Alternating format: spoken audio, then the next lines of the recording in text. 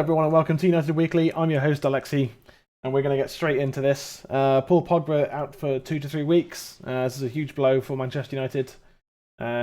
He was key in the first half against Everton, going 2-0 up.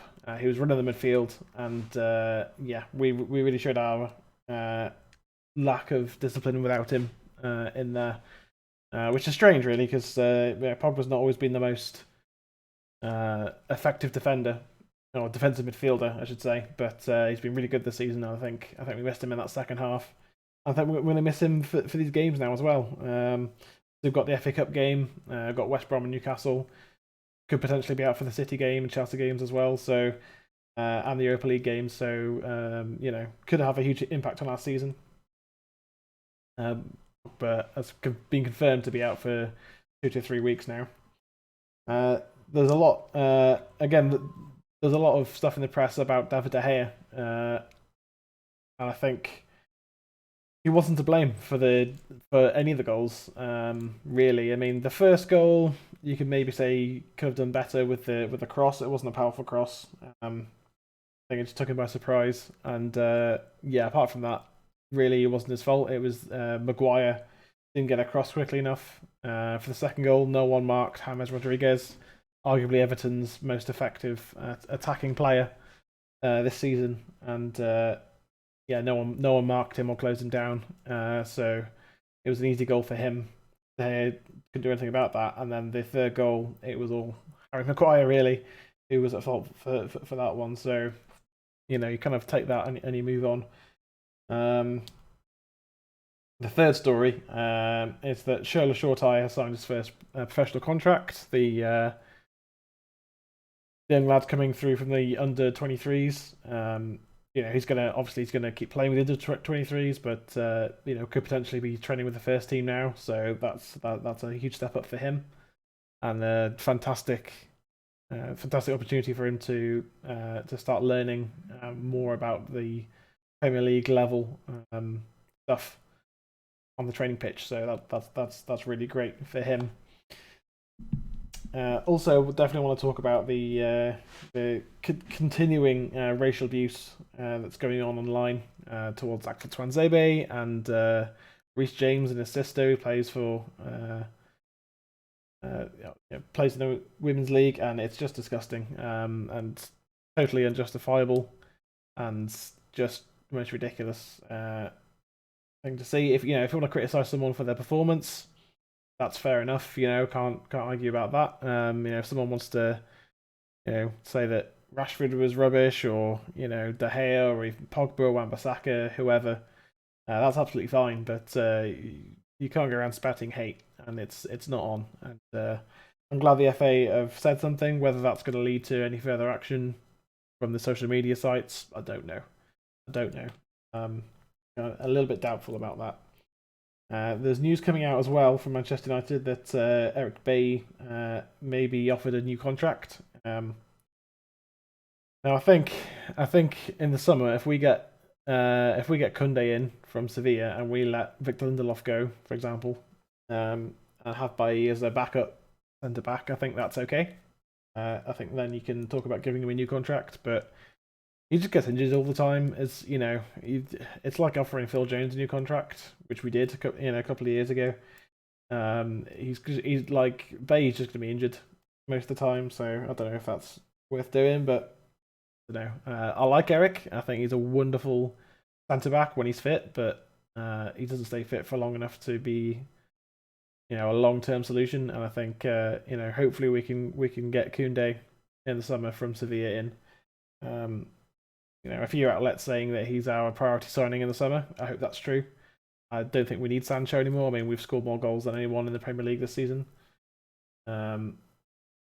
Which, when we were talking about in the summer about not having a winger in that, it's not affected us in terms of scoring goals, but I think we'd be even more effective going forwards if we had someone like Grealish or Sancho or whoever.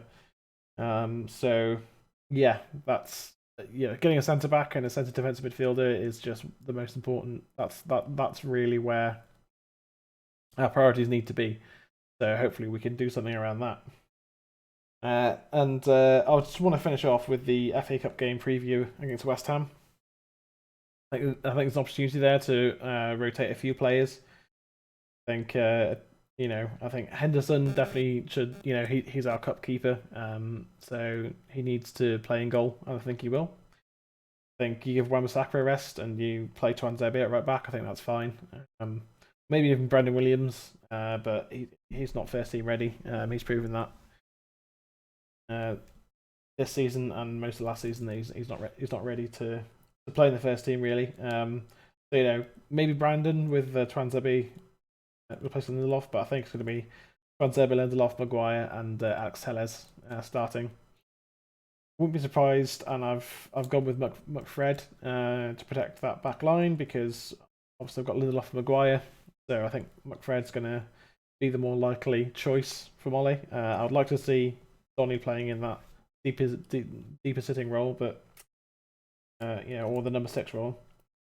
But I've got Donny starting with Bruno Fernandes on the bench. I've got Dan James and Rashford on the wings and Martial up front. I think you rest Cavani for this game. Honestly, you leave him on the bench. Give Martial a chance to start. And Rashford and James can play either right or left. I have no preference on that. But again, I wouldn't be surprised to see Greenwood and Rashford again. But I think you rest a few players and you give. You give Dan James, Telles, and Tuanzebe and Henderson a chance, and Martial a chance to start as well, because they could surprise us. They could do something great. So yeah, that's my predicted lineup.